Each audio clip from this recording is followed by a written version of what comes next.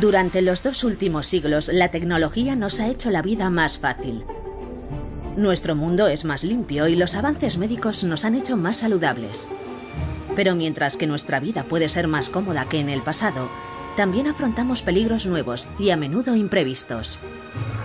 El estudio Dunedin ha descubierto que vivir en un mundo moderno tiene algunas consecuencias sorprendentes. La suciedad es buena. La pobreza es mala.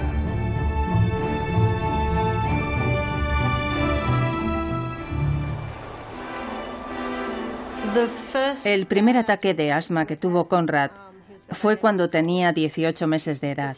Empezó durante la noche y tuvimos que poner el nebulizador, la máquina que hace un ruido muy fuerte y echa vapor de agua, y él estuvo llorando todo el tiempo. Eso aumentó el estrés de la situación, mientras tratábamos de ponerle una máscara en la cara para que pudiera respirar. Al tener asma, sientes que te ahogas. Cuando tengo un ataque de asma, me asusto mucho. Me da mucho miedo que pueda morirme allí mismo. Conrad tiene 9 años y sufre de asma. No está solo. 300 millones de personas en todo el mundo sufren de asma y la cifra está aumentando, sobre todo en los países desarrollados. ¿Pero qué es exactamente el asma? El asma se produce cuando las vías respiratorias de los pulmones se estrechan.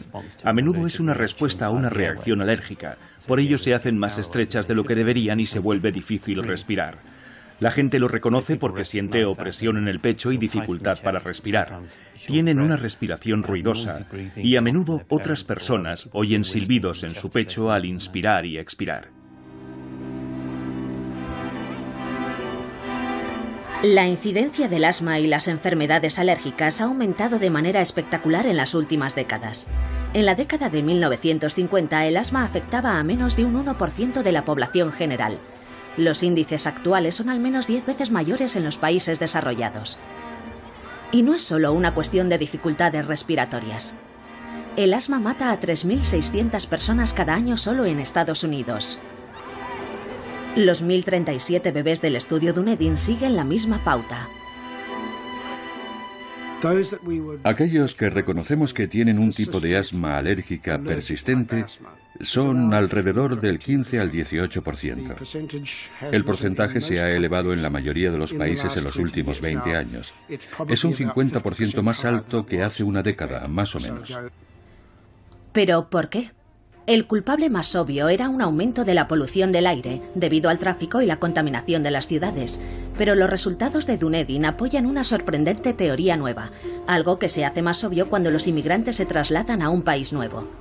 El profesor Malcolm Sears descubrió que los inmigrantes chinos en Norteamérica tenían índices más altos de asma que sus parientes que habían permanecido en China. Lo interesante es que la incidencia de asma aumenta. Cuanto más tiempo hayas estado expuesto a lo que sea que haya en el nuevo medio ambiente, mayor es el riesgo. El mismo patrón se ve en todo el mundo occidental. Cuando familias de inmigrantes se trasladan a una nación desarrollada, el asma y las alergias aumentan. De hecho, en 10 años tras mudarse a un país desarrollado, las alergias pueden triplicarse. Hay algo que podemos generalizar para todo el mundo, que las poblaciones más desarrolladas tienen una mayor prevalencia de asma. A la inversa, los niños de países en vías de desarrollo, donde puede haber más exposición en el medio ambiente, quizá más gérmenes o microbios, parecen estar protegidos en mayor medida contra el desarrollo de alergias. En nuestra próspera sociedad hemos acabado por tener un aumento de la incidencia de las alergias. ¿Y por qué mudarse a una ciudad como San Francisco o Dunedin hace a la gente más propensa a tener asma y alergias que vivir en un país como China? Los resultados de Dunedin apuntan a una explicación llamada la hipótesis de la higiene. Se sugirió hace ya 20 años que los niños que provenían de familias muy grandes tenían menos probabilidades de tener alergias que los niños que provenían de familias pequeñas, porque los niños con más hermanos estaban expuestos a muchas infecciones que sus hermanos traían a casa. Puede parecer una idea extraña, pero esto fue exactamente lo que decían los resultados del estudio Dunedin. Parecía una idea bastante ridícula por entonces, pero los miembros del estudio que tenían más hermanos eran menos propensos a alergias que los hijos únicos o con solo un hermano. Otros estudios han descubierto que no son solo las familias grandes las que proporcionan protección ante las alergias. Los niños criados en granjas es menos probable que desarrollen asma, y el estudio Dunedin descubrió que eso también se aplica a las familias urbanas con mascotas. Hay distintos aspectos que sugieren que la hipótesis de la higiene es verdad. Por ejemplo, hemos descubierto que los niños que crecen con perros y gatos en casa tienen menos probabilidades de desarrollar alergias que aquellos que crecen sin mascotas. Los niños que en la temprana infancia están expuestos a perros y gatos, aunque la sabiduría popular diga que tienen más probabilidades de ser alérgicos si están expuestos a ellos, en realidad es al contrario. Una teoría dice que tener perros y gatos aumenta la cantidad de suciedad a la que está expuesto un niño, y eso le protege. Si los niños están expuestos en su primera infancia, sobre todo a los perros, eso reduce el riesgo de alergias. Los hallazgos lo relacionan con una sustancia llamada endotoxina, que es uno de los subproductos bacterianos que está en el polvo, y los animales agitan el polvo. Inicialmente se descubrió que los niños que vivían en granjas tenían menor prevalencia de alergias y asma. Y esto ahora también se ha trasladado al estudio de la exposición a animales domésticos. La hipótesis de la higiene dice que lo que importa no es el polvo, sino los microbios. Y al limpiar y desinfectar tan vigorosamente nuestro mundo moderno, estamos reduciendo nuestra exposición a los microorganismos y las bacterias. Mientras hacemos cada vez más limpio nuestro medio ambiente, sin darnos cuenta, nos estamos exponiendo a unos índices de asma y alergias cada vez mayores. Tenemos un sistema inmunitario diseñado para luchar contra parásitos e infecciones. Y al estar cada vez más limpios y tener menos parásitos e infecciones de los que ocuparse, el sistema se ha reorientado y ha empezado a ocuparse de cosas que crean alergias. La teoría dice que necesitamos exponernos a una gran variedad de microbios para desarrollar un sistema inmunitario sano. Y el estudio longitudinal Dunedin tiene unos consejos paradójicos para minimizar el riesgo de desarrollar asma y alergias. Elige a tus padres con mucho cuidado, porque está claro que hay un componente genético. Y si los padres tienen asma o alergias, hay un mayor riesgo de que el niño los sufra. Pero esta cuestión de la exposición a temprana edad está planteando muchas cosas interesantes. Algunas veces, en broma, aconsejo que al volver a casa desde la maternidad pares en una tienda de animales y compres un perro, para que agite el polvo y permita a tu hijo jugar entre la suciedad. Es bueno para ellos.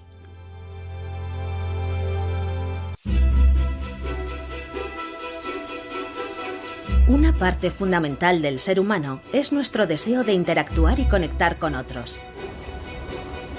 Más de la mitad de la población del mundo vive ahora en áreas urbanas, lo que significa que encontramos y entablamos relación con cientos o miles de personas cada día.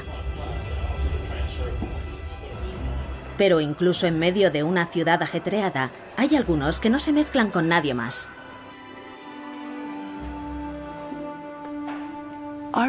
Recuerdo que de adolescente me sentía limitada.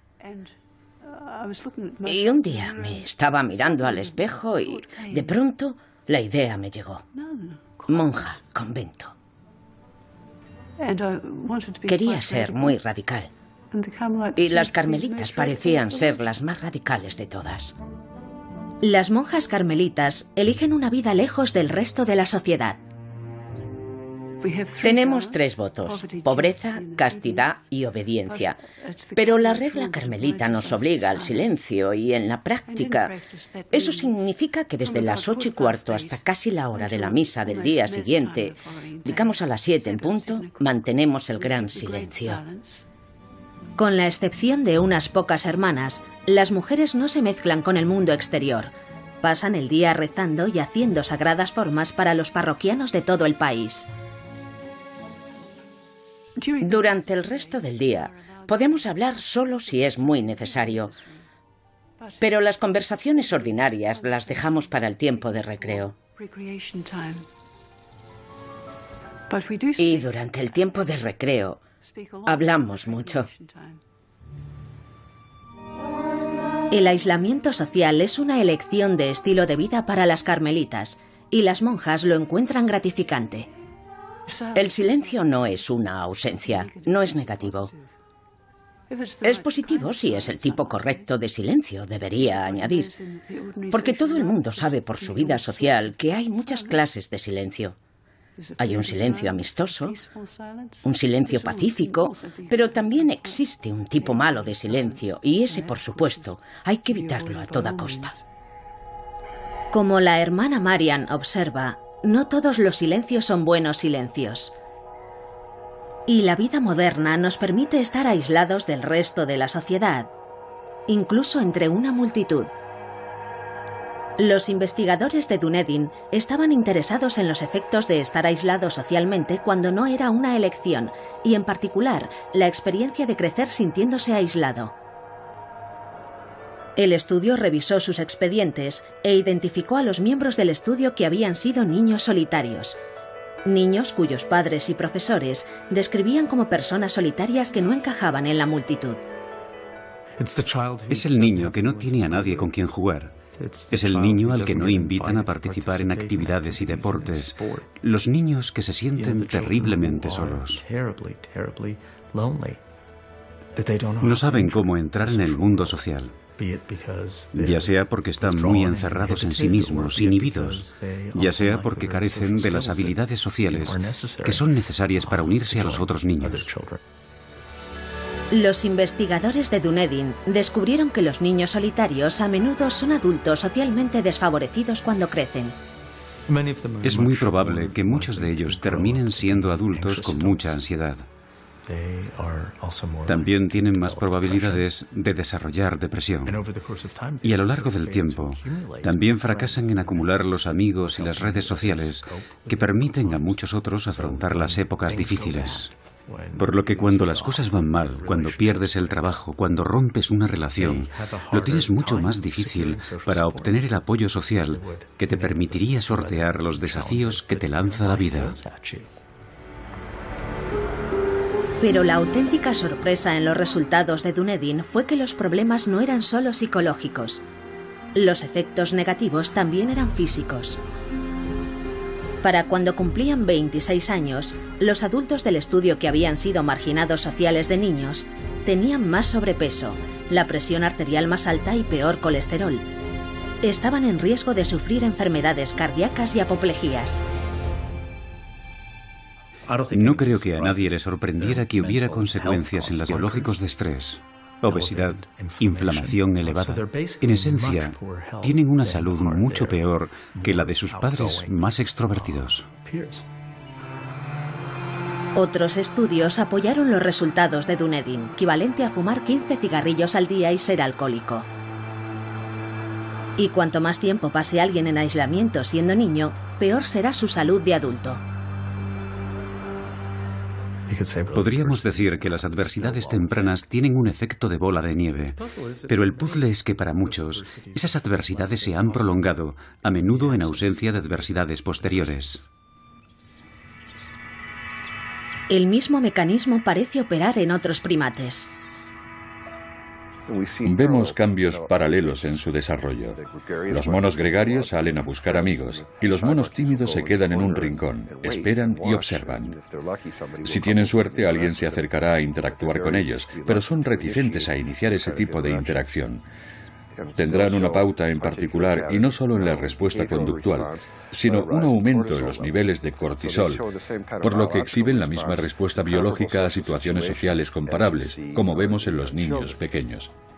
Como sus equivalentes humanos, los monos aislados socialmente tienen sistemas inmunitarios debilitados, una mayor inflamación y otros problemas de salud.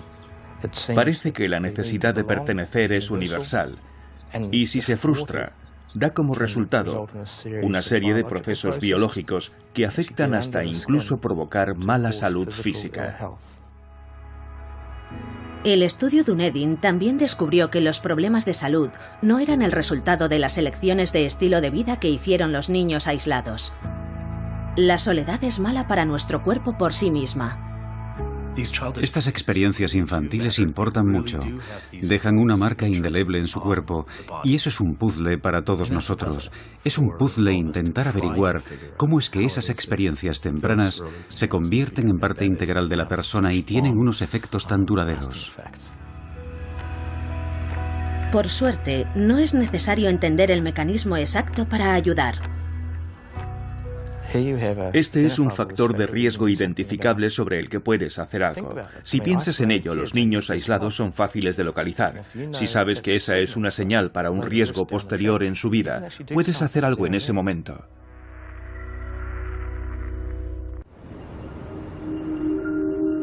El estudio Dunedin ha estado analizando la vida de 1000 personas durante 40 años y se ha establecido a sí mismo como un reflejo de la vida en cualquier sociedad moderna. El estudio representa los datos combinados de 40.000 años de vida y experiencia humanas y está revolucionando nuestra comprensión de lo que nos hace quienes somos. El estudio ha descubierto conexiones inesperadas entre nuestros genes y el medio ambiente, además de los efectos a largo plazo de nuestra personalidad y conducta. Y continúa expandiendo su gama de pruebas, buscando información oculta en lugares menos obvios, lugares normalmente no observados por el ojo humano.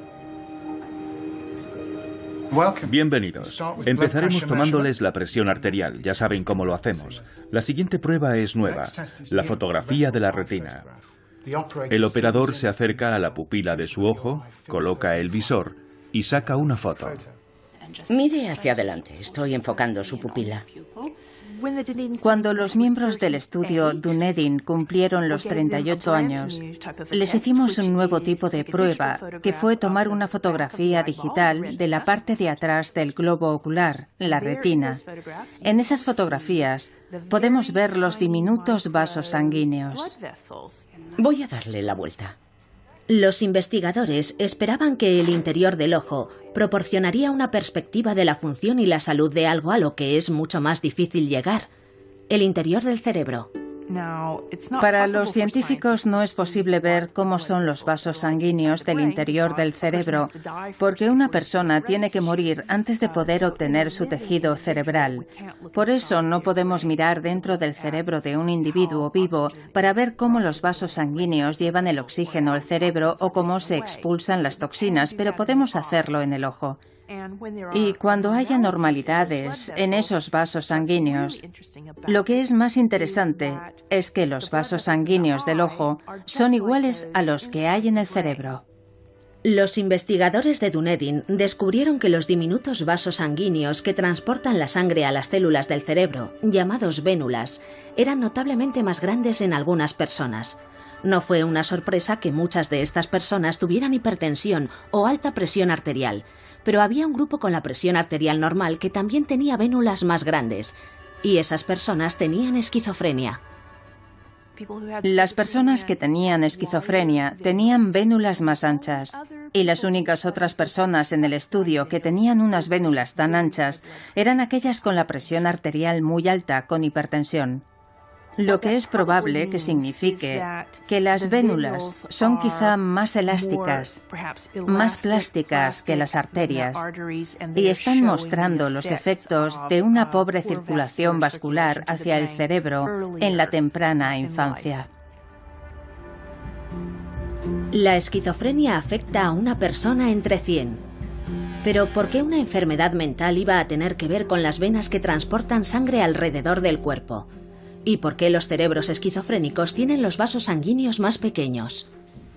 En la esquizofrenia, las cosas están mal en todo el cerebro. Cuando hicieron las pruebas de imagen del cerebro que se centran en las conexiones funcionales entre las diferentes partes del cerebro, vieron que todas esas conexiones funcionan de un modo anormal. Por tanto, lo que sea que esté mal en la esquizofrenia no está en un pequeño apartado, en una parte diminuta del cerebro, es algo que está disperso por todo el cerebro. Y un elemento clave de lo que está disperso es el flujo sanguíneo. Los científicos no saben lo que provoca la esquizofrenia, pero los nuevos resultados de Dunedin apoyaban una explicación en particular. La teoría vascular es una sencilla teoría que dice que o bien el flujo de oxígeno hacia el cerebro es anormal, o bien el flujo de toxinas hacia afuera podría estar obstaculizado. Los hallazgos que tenemos, que muestran que son las vénulas las que son anormales en las personas con esquizofrenia, sugieren que podría ser lo segundo. Por lo que estábamos muy interesados en el flujo sanguíneo, como el mejor indicador de la teoría vascular de la esquizofrenia, porque puede explicar que haya anormalidades en todo el cerebro en lugar de en un solo sitio. ¿Y qué insinúan los resultados sobre la causa de la esquizofrenia? No estamos seguros de cuál es la gallina y cuál el huevo, pero parece que sea cual sea el proceso, está en marcha desde que tenían al menos 11 años. Mi suposición, si tuviera que apostar por ello, es que esa es la causa. Hay un largo historial de teorías de problemas microvasculares en la esquizofrenia. Estas teorías sugieren que los problemas vasculares o en el transporte del oxígeno y los nutrientes en la sangre hasta el cerebro no son nada buenos para el cerebro y podrían causarle psicosis y también provocar el deterioro neuropsicológico que vemos en la esquizofrenia. Entonces, ¿los resultados de Dunedin sugieren un modo nuevo de diagnosticar la esquizofrenia, quizá incluso antes de que aparezcan los síntomas de conducta? Podemos empezar con niños muy pequeños y ver si las anormalidades vasculares aparecen primero antes que cualquier clase de problemas neurológicos o de salud mental. Lo único que siento es que la tomografía retinal no estaba disponible para examinar los ojos de los miembros del estudio Dunedin cuando estaban creciendo. Así que tuvimos que empezar un poco tarde, cuando tenían 38 años. La esquizofrenia tiene importantes efectos sociales y económicos, además de provocar una angustia incalculable personal y familiar. La mayoría de los países se gasta entre el 1,5 y el 3% de su presupuesto total de asistencia médica tratando esta enfermedad. Solo en Estados Unidos la esquizofrenia se calcula que cuesta más de 50.000 millones de dólares al año. ¿Los hallazgos de Dunedin sugieren un modo nuevo de tratar la enfermedad? Creo que esta teoría vascular de la esquizofrenia, si resulta tener solidez, si la apoyan muchas investigaciones distintas, llevará a los investigadores a plantearse qué se puede hacer para mejorar un flujo sanguíneo alterado y quizás se haga desde una edad temprana como mecanismo preventivo. Esto podría llevar a tratarla, a prevenirla. Hay maneras de afectar al sistema vascular, pero no se han aplicado todavía en esta enfermedad en particular. Hay un equipo en Israel que ha utilizado el tipo de máquina que usa la gente que tiene trastornos de sueño para recibir oxígeno a través de una máscara mientras duerme, y afirman que han reducido los síntomas de la esquizofrenia, haciendo que personas con esquizofrenia duerman con una de estas máscaras de oxígeno. Si eso se reproducirá, no lo sé, pero es bastante sugerente. Si podemos tratarlos con oxígeno suplementario o tratar el problema vascular, quizá podríamos ayudar a invertir algunos de los síntomas.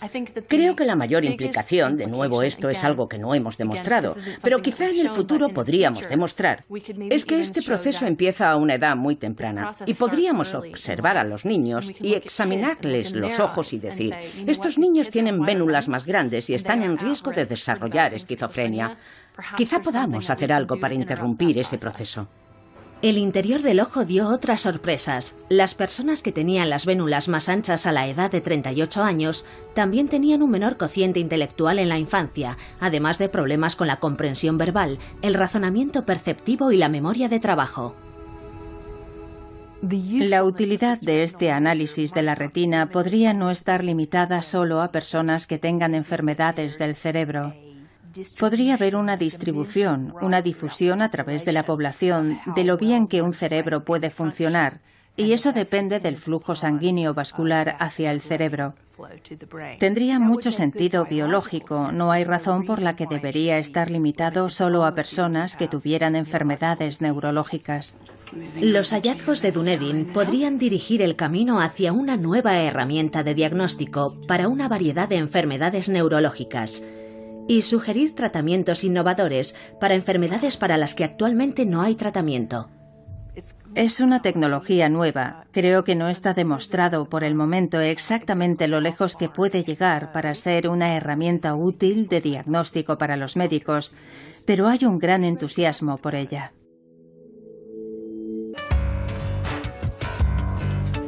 Una de las características desafortunadas del mundo moderno es la creciente disparidad entre ricos y pobres. Incluso las ciudades más prósperas tienen barrios desfavorecidos. El estudio Dunedin ha descubierto algo sorprendente sobre las diferencias crecientes entre los ricos y los pobres, unos efectos que van mucho más allá de las consecuencias sociales y económicas. Bayview Hunters Point es uno de los barrios más pobres de Estados Unidos. Los ingresos de los hogares son la mitad que en los suburbios vecinos. Tienen niveles mucho más altos de desempleo, pobreza, enfermedades y delitos que otras partes de San Francisco. En una ciudad con tantos recursos como San Francisco, el barrio de Bayview Hunters Point es casi como una pequeña parcela del tercer mundo en medio de esta increíble ciudad de primera clase. La doctora Nadine Barr Harris dirige una clínica comunitaria en Bayview Hunters Point. A Barr Harris le preocupaba que a sus pacientes les fuera especialmente mal, comparado con los que viven a solo unos pocos kilómetros de distancia en barrios más prósperos. Cuando comparas resultados de salud en la misma ciudad, los índices de hospitalización por diabetes son aquí 12 veces mayores. La hospitalización por enfermedades cardíacas 5 o 6 veces más altas. Cosas como la mortalidad infantil se sale de las gráficas en este barrio comparada con otros lugares de la ciudad. A 16.000 kilómetros de distancia, al otro lado del Océano Pacífico, el pediatra de Nueva Zelanda, Dr. Adrian Trelholm, ve exactamente los mismos problemas. Lo que es abrumador es que los niños tienen enfermedades infecciosas que no deberían tener. Mi especialidad son las vías respiratorias, pero cuando examino el cuerpo veo problemas dentales, respiratorios, problemas graves de fiebres reumáticas, problemas renales debidos a infecciones, infecciones de piel, de huesos, de articulaciones, meningitis. Tienen muchas más probabilidades de ser admitidos en un hospital con infecciones respiratorias del tracto inferior que mis hijos. Como Bayview en San Francisco, el sur de Oakland es una zona particularmente pobre. Los ingresos son menos de la mitad que los de aquellos que viven en zonas más ricas de Oakland. El desempleo es mayor y la esperanza de vida es 7 años menos que en barrios más acaudalados. Ambos barrios tienen unas estadísticas de salud deplorables comparadas con las de los barrios circundantes. Miro a mis hijos. Están sanos, no tienen ningún problema de salud. Pero a 10 kilómetros de distancia hay niños sufriendo problemas de salud continuos. Pueden tener enfermedades crónicas y se enfrentan a desventajas en la vida. ¿Y por qué? Si observo a uno de los recién nacidos, pienso para mí, si los padres vivieran al otro lado de la ciudad, su esperanza de vida sería de 11 años más. ¿Por qué ocurre esto? La idea de que los pobres tienen mala salud no es nueva. Pero el estudio Dunedin quiso ir un paso más adelante. ¿Qué les pasa a las personas que crecen pobres y se hacen ricas? Nos preguntamos si era posible que esas personas que habían salido de la pobreza por medio de su propio trabajo duro y quizá hubieran conseguido una educación superior y un trabajo muy bien pagado, tendrían mejor salud de lo que se esperaría. Los resultados del análisis de Dunedin fueron completamente inesperados. Los investigadores descubrieron que hacerte rico no arregla tus problemas de salud. Los efectos físicos de crecer pobre permanecen. Salir de la pobreza cuando ya eres adulto no puede deshacer el daño que ya ha ocurrido. En otras palabras, lo que ocurre durante los años de la infancia tiene un impacto duradero de amplio alcance en tu salud de adulto. Hasta ese momento, los científicos habían asumido que unas condiciones de vida mejores y más prósperas revertirían los efectos de crecer pobre. Habrías esperado que se hubieran disipado con el tiempo. Habrías esperado que otros acontecimientos hubieran anulado las adversidades que los niños habían experimentado y, sin embargo, permanecen. Los hallazgos de Dunedin demuestran que la pobreza no es solo un problema económico o social. También es un problema psicológico que debilita a las personas de manera permanente, haciéndoles susceptibles a episodios repetidos de enfermedades y mala salud. Este fue un hallazgo emocionante que no creo que nadie anticipara. Es un hallazgo muy radical. Nadie se lo esperaba. Creo que es muy importante que lo reconozca toda la medicina. Pensaban que sabían la razón. El estrés de crecer siendo pobre lleva a tener inflamación crónica. Los indicadores de inflamación en la sangre son más anormales entre los miembros del estudio que sufrieron maltrato o negligencia cuando eran niños muy pequeños. Esto es muy importante porque estos indicadores de inflamación son algunos de nuestros mejores indicadores de quién va a desarrollar enfermedades cardíacas en los próximos 15 o 20 años. Así que es una ventana por la que podemos ver que el estrés crónico durante la infancia altera el sistema inmunitario de tal forma que determina que estos niños sean vulnerables de adultos. La publicación de los resultados de Dunedin cambió el modo en que Bart Harris veía los problemas médicos de sus pacientes. Lo que hace este estudio es demostrar que los niños que estuvieron expuestos al maltrato o a la adversidad tenían unos niveles más altos y más sensibles de inflamación en la vida adulta que los niños que no fueron maltratados. Esto nos habla de la biología, de la fisiología, la inflamación que ocurre en el cuerpo como resultado de la exposición a un trauma infantil. Y para mí, eso era muy poderoso.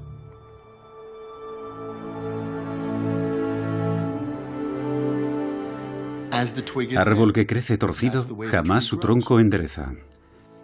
El estrés que experimentas en una familia conflictiva, cuando estás expuesto a maltrato infantil en particular, afecta a tu sistema fisiológico de estrés. Eso te lleva, más tarde en la vida, a tener más inflamación y eso no es bueno para la salud y el bienestar, ni para los costes de asistencia médica y otras cosas. Sin tener ninguna culpa, los niños que crecen en hogares pobres y sobre todo violentos, sufren estrés que causa daños psicológicos durante sus años de formación. Cuando eres niño te ocurren cosas malas, aunque seas un ángel. Cuando llegas a la edad adulta aún tienes inflamación crónica.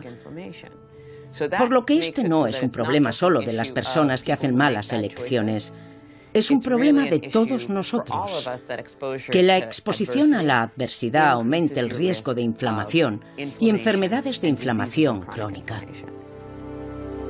La lección de los descubrimientos del estudio es que la pobreza no es solo un problema económico. Causa enfermedades fisiológicas que permanecen. Así que de repente aparece una razón nueva, por decirlo así, para ocuparnos en los primeros años de vida de reforzar las políticas sociales, fomentar el bienestar, más allá de que sea lo que hay que hacer, porque deberíamos tratar bien a los niños y eso es porque nos va a ayudar a ahorrar mucho dinero en asistencia médica. Creo que nos llevará a una comprensión mucho más profunda de lo que es la pobreza, de lo que hace y por qué aliviar la pobreza de las familias jóvenes que producen los niños, por qué crear las condiciones favorables para su desarrollo. Puede ser una actividad tan importante para que la considere el gobierno y la sociedad. Para mejorar la salud de una comunidad hace falta algo más que unas buenas instalaciones médicas. Los descubrimientos de Dunedin demuestran que tienes que empezar joven y prevenir el arraigo de las enfermedades de la pobreza en primer lugar.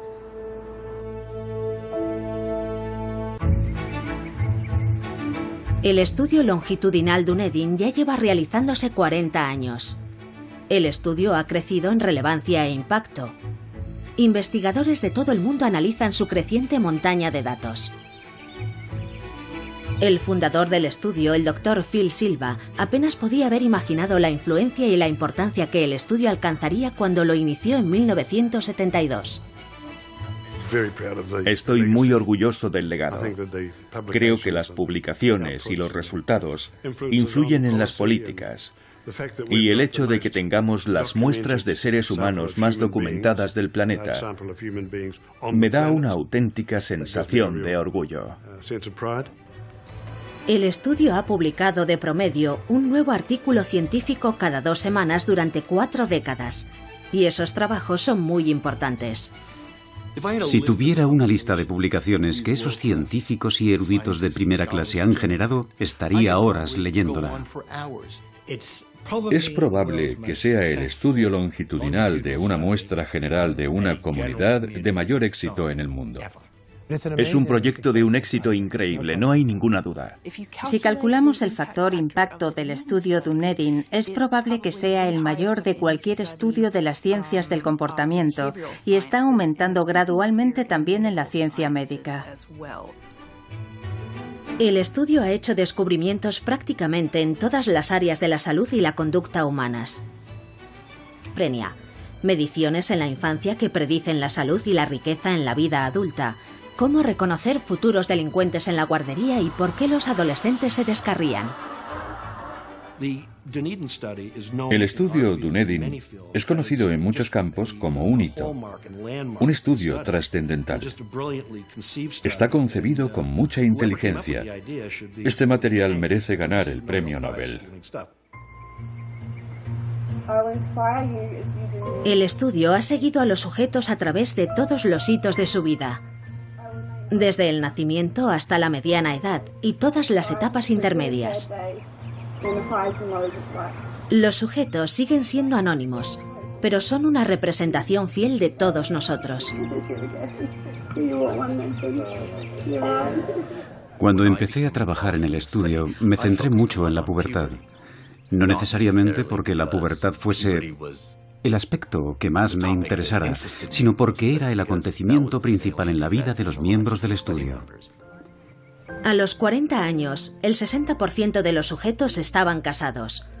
Unos pocos incluso se casaron entre ellos. 3/4 partes son padres y entre todos tienen casi 1.700 hijos. Ahora que están llegando a la mediana edad, me interesa mucho su salud cardiovascular. No creo que hace 25 años supiera que esa sería la dirección que iba a tomar mi trabajo, pero es lo que se ha vuelto importante en la vida de los miembros del estudio. Solo el 35% de los miembros del estudio aún vive en Dunedin y 1/4 parte vive en el extranjero. A pesar de esto, el 97% del grupo original todavía forma parte del estudio. Para los miembros del estudio, para sus familias, esta ha sido una investigación muy especial y ha representado a la comunidad. Por ello hay casi un orgullo cívico que creo que ha contribuido a la fidelización. Han llegado a pensar en sí mismos casi como un equipo olímpico de atletas, porque la ciencia de la salud se ha convertido en una de las grandes exportaciones de Nueva Zelanda al mundo, y ellos son el equipo que la sostiene. Mientras los miembros del estudio maduran, los investigadores continúan acumulando una enorme variedad de datos sobre su vida e incluso analizan el proceso mismo de envejecimiento. Los investigadores midieron una serie de marcadores biológicos que indican la verdadera edad biológica, en contraste con la edad cronológica de los sujetos. Los resultados impactaron a los científicos. Algunos miembros del estudio estaban envejeciendo 3 veces más rápido que sus amigos, aunque unos pocos afortunados parecen desafiar el proceso de envejecimiento. Los miembros del estudio Dunedin en la mayoría de las medidas que hemos tomado varían en su edad física. Cuando todos tienen 38 años cronológicos, oscilan en su edad física de 25 a 65 años. Por ejemplo, una persona de 38 años que haya vivido una vida difícil, que haya fumado y bebido mucho, se haya alimentado mal, puede tener el corazón o los pulmones de alguien de 58 años. Y para añadir sal a la herida, el grupo mayor biológicamente también parecía mayor. Cada uno de ellos amablemente accedió a que se les hiciera una fotografía del rostro e hicimos que estudiantes universitarios mirasen cada una de las fotografías y tratasen de adivinar la edad que tenía cada uno. Basándose solo en las fotos, los estudiantes clasificaron la edad de las personas en el mismo orden exacto que las pruebas fisiológicas. Los miembros del estudio más mayores biológicamente tenían el mayor deterioro en las puntuaciones cognitivas y de cociente intelectual. Su cerebro también envejecía más deprisa. Esta investigación tiene importantes implicaciones para los servicios de salud de todo el mundo. Habrá 400 millones de personas mayores de 80 años en el año 2050. Esto traerá consigo una enorme carga de enfermedades y discapacidades, a no ser que hallemos la manera de extender una longevidad saludable. ¿Y cuál es el futuro del estudio para los próximos 40 años? Anticipamos el futuro de este estudio, por lo que planificamos seguir viéndolos mientras continúen formando parte de ello. Esto continuará hasta que el último miembro del estudio siga respirando, espero. Y eso será el final de la recopilación de datos. No será el final de la publicación de artículos. El estudio continúa expandiendo sus áreas de interés y diversidad de pruebas. Creo que hay más cosas que aprender, más provecho que sacar. El estudio está mejorando mientras avanza. Debería ir solo a mejor de aquí en adelante. Deberíamos aprender más cosas del proceso de envejecimiento, del proceso de enfrentarse a la vejez, del proceso de mantener nuestra salud hasta nuestros últimos años. Si los miembros del estudio Dunedin nos siguen soportando, los seguiremos observando hasta que lleguen a ser verdaderamente muy ancianos. Pero, por supuesto, el futuro real del estudio no es lo que dice de los 1000 miembros del estudio, sino lo que revela del resto de nosotros. Es un registro asombroso, del viaje desde el nacimiento a través de la infancia hasta la edad adulta y más allá. Y continuará siendo una increíble fuente de información sobre lo que nos hace a todos ser quienes somos.